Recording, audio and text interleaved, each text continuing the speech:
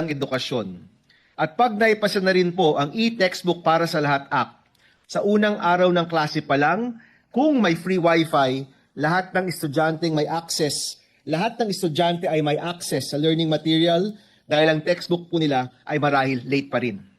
Pero base po sa ating konsultasyon, karamihan ng paaralan na may libreng wifi ngayon ay kulang pa rin sa bandwidth at coverage. Hindi po reliable ang internet connection dahil nawawala-wala at mabagal. At sa ilang lugar po na nakausap namin, halos ang ilang guro lang ang nakakagamit. Last week po, galing kaming Aklan kung saan nalaman namin na sa ibang mga paaralan doon, may free wifi nga mula sa DICT, pero dahil sobrang bagal ng free wifi na galing po sa DICT, kailangan pa rin lang bumili ng sariling connection gamit ang kanilang school maintenance and other operating expenses or MOOE. Yung MOOE po na ito napakahalaga dahil ginagamit po ito sa iba't ibang gastusin tulad ng repair, teaching materials at iba pang mga gamit sa classroom. Sipin niyo po, nakikihati pa ang gastos sa internet sa dapat ay libre na dahil po sa batas na naipasa natin. Mr. President, ayon sa DepEd, 12,000 pong paaralan ang wala pang koneksyon sa internet. Sa ating pong Committee on Science and Technology, malalaman po natin kung ano ba ang plano para punan to at kung tama ang numerong ito.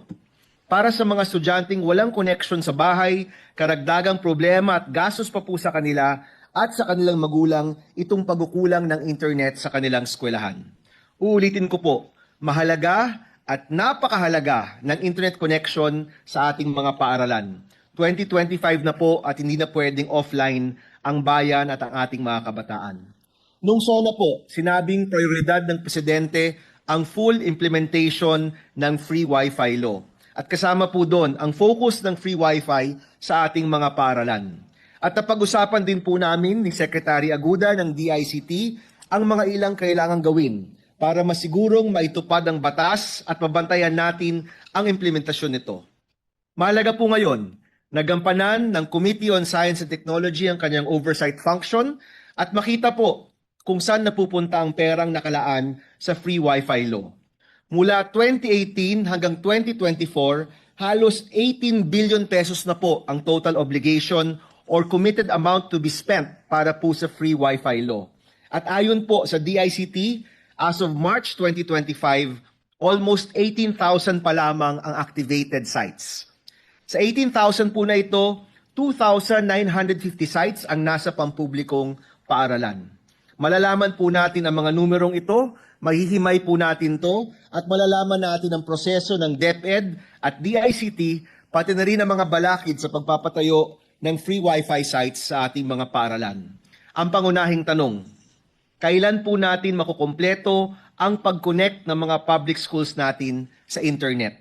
8 years na po ang batas ng Free Wi-Fi in Public Places Act. Sana naman po ngayong 2025 maging ganap na po ang implementasyon nito. Kitang-kita po natin na malayo pa tayo sa pangako ng ating batas.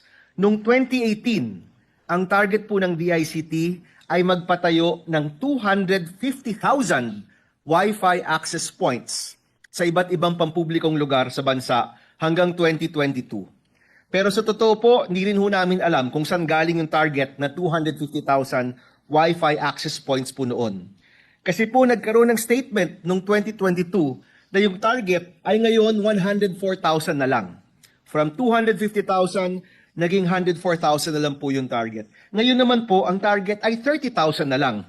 Hindi po klaro ang datos kung paano po bumaba ang 250,000 na target, naging 104,000, naging 30,000 po.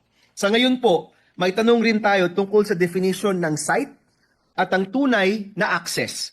Kahit po yung site at access, kailangan po nating malaman ano nga ba ang definisyon ng ating gobyerno.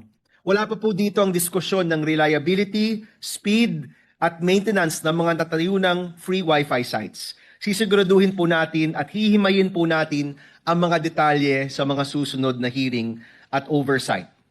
Mr. President, sa bawat dumadaang henerasyon, may nadidiskubre po tayong mga panibagong paraan ng pagbibigay ng impormasyon. Mula po sa dyaryo, radyo, telebisyon, at sa nakalipas sa 20 taon ang internet. Ang batas para sa free wifi ay nandyan hindi lang po dahil gusto nating makitrending sa TikTok. Kailangan na po siya dahil bahagi na ito ng pang-araw-araw nating pamumuhay. Access to the internet in 2025 is a necessity, not just a pastime. At ang hangad po natin para po sa ating bansa ay may libre o abot kaya, malawak at mabilis na internet para sa bawat Pilipino, especially po para sa ating mga guro at estudyante. Maraming salamat, Mr. President, at maraming salamat sa lahat ng ating mga kasama. Thank you very much. Thank you, Senator Aquino. Majority Leader. Yes, Mr. President, Senator Robin Hood Padilla is seeking the floor. Move that he be recognized. Senator Robin Hood Padilla is recognized. Maraming salamat po, Ginoong Pangulo, at sa ating pinunong mayorya. Gusto ko po lang magpahayag ng aking 100% na suporta kay Senator Bam Aquino upang matiyak po ang maayos na pagpapatupad ng free wifi law. Sa panahon ngayon po, ang internet ay isa na ring pangangailangan, lalo na para sa ating mga kabataan na umaasa rito para sa kanilang edukasyon. Ang libreng access sa internet sa mga pampublikong paaralan, tanggapan at iba pa ay tunay na makakatulong sa paghubog ng mas maalam at mas handa at mas produktibong mamamayan. Gayunpaman, nais ko pong bigyan diin ang ating hangarin na magkaroon ng mekanismo upang masiguro ang safe, secure at age-appropriate na paggamit ng internet ng ating mamamayan. Yun lamang po, maraming salamat. Mabuhay po kayo, Senator Bam. Maraming salamat, Senator Padilla. Yes, Mr. President. Yes, Senator Aquino. Yes, unang-una nais po natin magpasalamat sa ating kaibigan at kasama po sa mga iba't ibang mga advokasya, si Senator Padilla. Hindi ko po nakakalimutan, Mr. President, ang pahayag ni Senator Padilla na huwag kalimutan ang kalikasan, huwag kalimutan ang pagkaugat natin sa kalikasan at sa lupa, no? Palagay ko naman po yung pagkakaroon ng libreng internet access at pagkakaroon ng mga programa patungkol po sa agrikultura at sa kalikasan ay hindi naman po kailangan magkalaban. Pwede po silang magkasama. And rest assured, Mr. President, during the hearing, malalaman rin natin na ano yung parental controls sa ating mga free wifi sites. Actually, Mr. President, nung binubuo po natin yung batas na ito, naibanggit na to at kung di ako nagkakamali, nasa batas rin naman na kailangan na wala pong pornografiya, wala pong scam, wala pong masasamang bagay doon po sa libreng wifi ng gobyerno. If I'm not mistaken, Mr. President, nandun po yun sa batas mismo. No? Kung hindi po, we will make sure, Mr. President, sa ating oversight hearing na may papaalala po natin yan sa mga tamang mga ahensya po na nagpapatupad ng batas po na ito. Thank you very much, Mr. President. Thank you. Magdagdag lang po ako. Tama po yung sinabi ni Senator Bam, no? Sa internet po, marami dyan tungkol sa agrikultura na pwedeng makita din ng mga bata. Katunayan, yung Amish, alam niyo po yung Amish sa Amerika, yung mga, ang ganda po ng kanilang, meron po silang website, meron din po silang Facebook account. Marami pong matututunan ang mga bata dito tungkol sa agrikultura. Yes, Mr. President, pagdating po kasi sa internet, napakalawak po ng mga kaalaman dyan. Pero alam rin natin, may mga mali. May Marami. fake, may nakakasama, may nakakalala pa. At tama po si Senator Padilla, mahalaga na yung safeguard at yung safety protocol nandyan po. No? Palagi ko naman po, Mr. President, from the beginning, nandun na yun eh. So I think hindi po naging issue yung safety. Ang issue po ngayon talaga yung kalawakan tsaka yung kabilisan ng mga available free internet access sites po. Thank you. Maraming salamat po. Thank you. Thank you, Senator Padilla. Majority Leader. Mr. President, Senator Lauren Legarda is seeking the floor. Senator Legarda is recognized. Thank you, Mr. President. I wanted to associate myself with the thoughts and the speech of the good sponsor, the chairman of the Committee on Basic Education, and it is very timely because yes, knowledge is power, and especially with the problem and the issue of functional illiteracy and the challenges facing our children of today. So I'm one with you in ensuring that this law, when was this law enacted? 2018, Mr. 17, President. 18. You were here in the Senate Yes. then, yes. You were the principal. I was the principal sponsor, Mr. President, and the lady was the chairman of finance who funded the first year of the implementation of this law. Yes, I recall now that this law was enacted, or did we fund the SUC's free Wi-Fi almost at the same time, or even while we were still discussing this? Because I recall it was 2016 or 17 when we had all the more than 100 or maybe selected state universities and colleges to have free Wi-Fi, and they were so excited at the time. At the same time, when we were discussing this law, which you mentioned today. Yes, Mr. President, during that time, napasa po natin yung free college na pondohan at nagamit po kaagad, no? Naramdaman kaagad ng mga kabataan. Ito pong free wifi, unfortunately, napondohan po natin, pero yung implementasyon ay napakabagal pa rin, no? It's been 8 years, Yes. we've spent over 18 billion, at hindi pa rin po natin matukoy kung nasaan po yung mga free wifi sites. Now, to be fair po to DICT, meron naman pong mga lugar na nakapag-implement po sila. But Limited. definitely, malayo pa po ito dun sa pangarap ng batas na lahat ng mga pampublikong lugar ay magkakaroon po ng libreng internet po para sa ating mga kababayan. You're very correct, because now I get it. It's only, I think, 50 of the more than 100 state universities and college were funded at the time due to limited fiscal space. So, but then there's no reason now. It's 2025. So this was enacted in 2018. You're back in the Senate now, and it's just the same SUCs, or maybe they stopped because maybe the funding was only for that fiscal year. Mr. President, hindi lang po ito SUCs. We're talking also about public All schools. public schools. Yes, so pati po Yes, K-12, elementary, and high school Yes. are included here, no?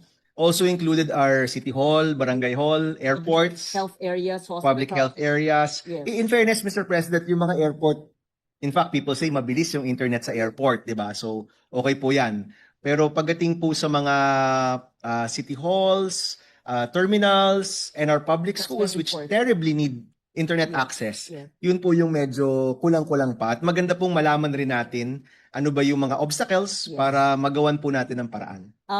Tuwang-tuwa ako na binigay niyo to ng atensyon, dahil kung maari kong sabihin, ang aking probinsya, kung saan kayo bumisita lang ng isang araw, ay challenged in so far as connectivity is concerned, because bundok, iba naman karagatan. Ang ginawa ko po, yung nagkaroon ng Starlink. If I Yes. may mention this, I'm not an endorser or owner of this brand, pero ako'y naniwala nung dumating yung Starlink, nakita ko, nagkaroon ng isang lugar sa Siargao, nakalagay, Starlink has landed.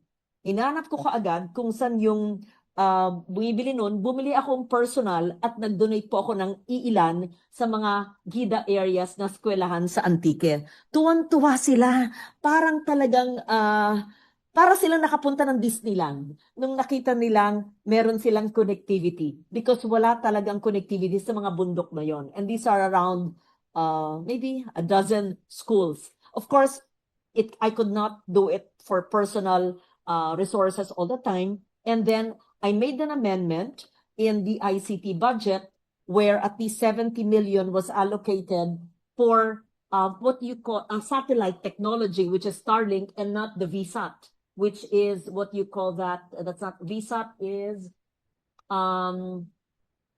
that's another name. What is VSAT? Another technology. It's the technology now. But so we were able to do that, and I'm happy to state to the chairman of the agriculture, education committee, that 70 million worth of satellite technology sites in schools in Antique was already installed. Pero kulang pa rin. How about other areas? What if the congressman or the senators do not put there? Wala na lang. Yes. But under your law, this law, ay dapat lahat talaga ng eskwelahan. Yes. DepEd, SUC, hospital, Terminals, ports. terminals. Mr. President, if I may, when I spoke to Secretary Aguda, he was very, very bullish, no, and excited about the Starlink partnership. Yes.